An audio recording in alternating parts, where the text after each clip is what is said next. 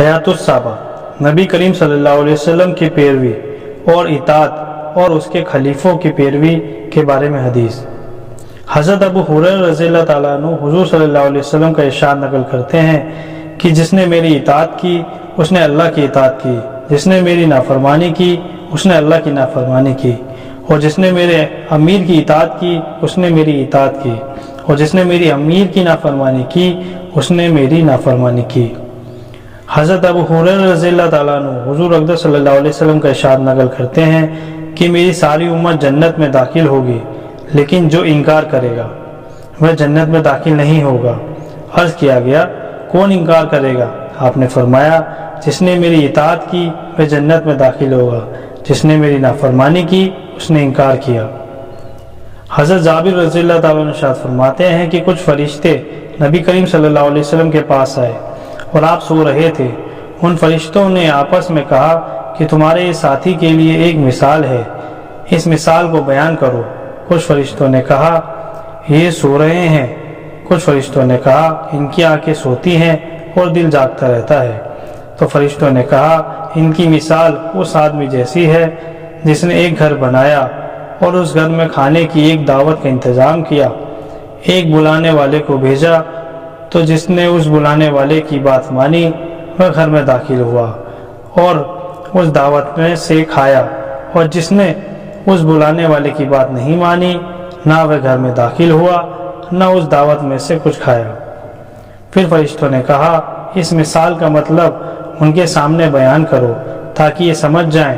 اس پر فرشتوں نے کہا کہ یہ تو سو رہے ہیں، کچھ نے کہا کہ ان کی آنکھیں سوتی ہیں، دل جاگتا ہے۔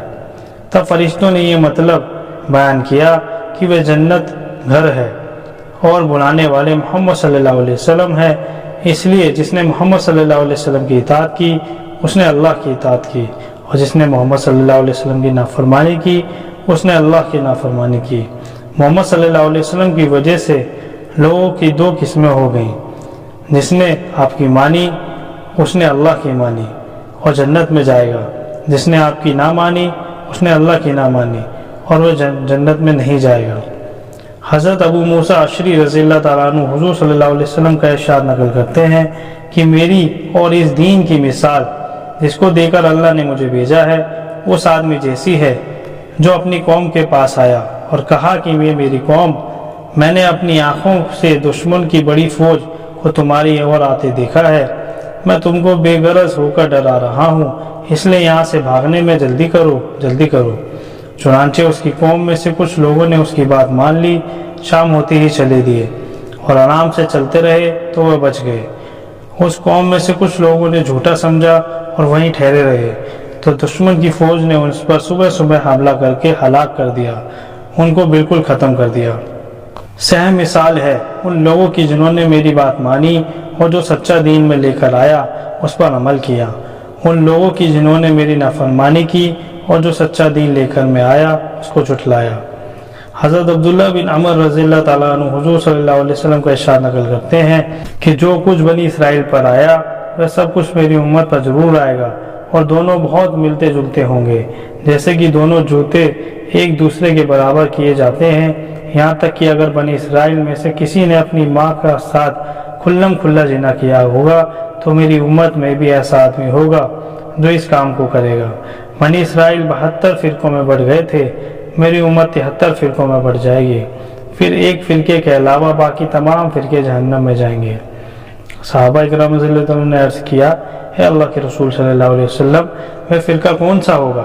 آپ نے فرمایا جو اس راستے پر چلے جس پر میں اور میرے صحابہ رضی اللہ تعالیٰ عنہ ہیں۔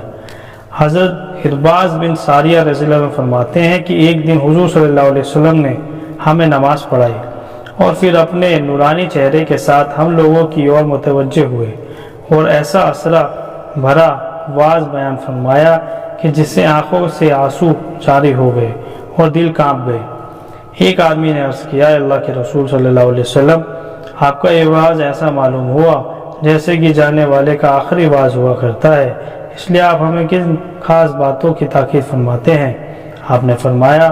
میں تمہیں اس بات کی وصیت کرتا ہوں کہ اللہ سے ڈرو، امیر کی بات سنو مانو، اگرچہ وہ حبشی غلام ہو، क्योंकि तुम में से मेरे बाद जो भी जिंदा रहेगा ये बहुत से मतभेद देखेगा। तो ऐसी सूरत में मेरी और खुलफाए राशिदीन की सुन्नत पर अमल करते रहना और उसे थामे रखना और दांतों से मजबूत पकड़े रहना, नई नई बातों से बचना, क्योंकि हर नई बात बिदअत है और हर बिदअत गुमराही है। हज़रत उमर रज़ियल्लाहु ताला अन्हु मोहम्मद सल्लल्लाहु अलैहि वसल्लम का इरशाद नकल फरमाते हैं कि मैंने अपने रब से अपने बाद सहाबा रज़ियल्लाहु से होने वाले मतभेदों के बारे में पूछा। अल्लाह ने मेरे पास वही भेजी है, मोहम्मद आपके सहाबा मेरे नज़दीक आसमान के सितारों की तरह हैं। हर सितारे में नूर, लेकिन कुछ सितारे दूसरे से ज़्यादा रोशन हैं। जब सहाबा की किसी और की राय के बारे में अलग अलग हो जाए तो जो आदमी उनमें से किसी एक की राय पर अमल कर लेगा वे मेरे नज़दीक हिदायत पर है। और आपने फरमाया मेरे सहाबा सितारों की तरह है, जिसकी भी पैरवी करोगे हिदायत पा जाओगे। हज़रत हुज़ैफ़ा रज़ियल्लाहु ताला अन्हु रसूलुल्लाह सल्लल्लाहु अलैहि वसल्लम का इरशाद नकल फरमाते हैं कि मुझे मालूम नहीं है कि मैं तुम में कितनी मुद्दत तक रहूँगा। हज़रत अबू बकर रज़ियल्लाहु ताला अन्हु हज़रत उमर और की ओर इशारा करते हुए फरमाया मेरे बाद इन दोनों की पैरवी करना और अम्मार की सीरत अपनाओ, और इब्ने मसूद तुम्हें जो भी बताएं उसे सच्चा मानो। हज़रत बिलाल बिन हारिस मुज़नी रज़ियल्लाहु अन्हु हुज़ूर सल्लल्लाहु अलैहि वसल्लम का इरशाद नकल फरमाते हैं कि इसने मेरे बाद मेरी किसी मिटी हुई सुन्नत को ज़िंदा किया तो जितने लोग उस पर अमल करेंगे उन सब के बराबर उससे बदला मिलेगा, और इससे इन लोगों के बदले में कोई भी कमी नहीं आएगी। जिसने गुमराही का कोई ऐसा तरीका ईजाद किया जिससे अल्लाह के रसूल कभी राज़ी नहीं हो सकते, तो जितने लोग उस तरीके पर अमल करेंगे उन सब के बराबर उससे गुनाह होगा, और इससे उन लोगों के गुनाह में कोई कमी नहीं होगी। हज़रत अमर बिन औफ रज़ियल्लाहु ताला अन्हु हुज़ूर सल्लल्लाहु अलैहि वसल्लम का इरशाद नकल फरमाते हैं कि दीन हिजाज की ओर ऐसे सिमट जाएगा जैसा कि सांप अपने बिल की ओर सिमट जाता है, और दीन हिजाज में ऐसी जगह इस तरह ज़रूर बना लेगा जिस तरह पहाड़ी बकरी शेर के डर की वजह से पहाड़ी की चोटी पर अपनी जगह बनाती है। दीन शुरू में अजनबी था, बहुत जल्द फिर पहले की तरह अजनबी हो जाएगा। इसलिए उन लोगों के लिए खुशखबरी है जिनको दीन की वजह से अजनबी समझा जाए। वह लोग हैं जो मेरे बाद मेरी जिस सुन्नत को लोग बिगाड़ दें ये वह सुन्नत को ठीक कर देते हैं। हज़रत अनस रज़ियल्लाहु अन्हु फरमाते हैं कि हुज़ूर सल्लल्लाहु अलैहि वसल्लम ने मुझे इरशाद फरमाया, हे मेरे बेटे, अगर तुम हर वक्त अपने दिल की ये कैफियत बना सकते हो कि उसमें किसी के बारे में तनिक भी खोट ना हो तो ज़रूर ऐसा करो। फिर आपने फरमाया, हे मेरे बेटे, ये मेरी सुन्नत में से है, जिसने मेरी सुन्नत से मोहब्बत की उसने मुझसे मोहब्बत की, और जिसने मुझसे मोहब्बत की वो मेरे साथ जन्नत में होगा।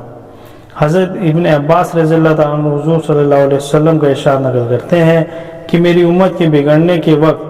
जिसने मेरी सुन्नत को मजबूती से थामा रखा उससे 100 शहीदों का सवाब मिलेगा। ये रिवायत बहकी की है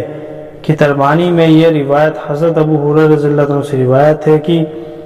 उसमें यह है कि उसे 1 शहीद का सवाब मिलेगा। हज़रत अबू हुरैरा रज़ियल्लाहु अन्हु हुज़ूर सल्लल्लाहु अलैहि वसल्लम का इरशाद नकल फरमाते हैं कि मेरी उम्मत के बिगड़ने के वक्त मेरी सुन्नत को मजबूती से थामने वाले को 1 शहीद का अजर मिलेगा।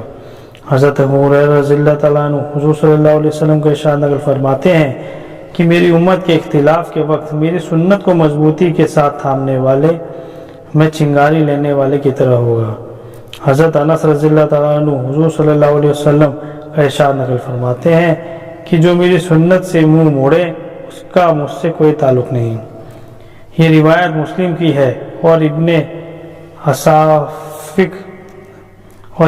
असाकिर में ये रिवायत हज़रत इब्ने उमर रज़ियल्लाहु ताला अन्हु से रिवायत की गई है, और इसके शुरू में ये शब्द भी हैं कि जिसने मेरी सुन्नत पर अमल किया उसका मुझसे ताल्लुक़ है।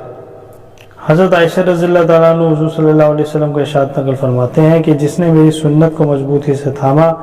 वह जन्नत में दाखिल होगा।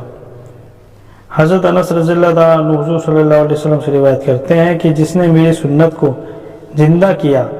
उसने मुझसे मोहब्बत की और उसने मोहब्बत की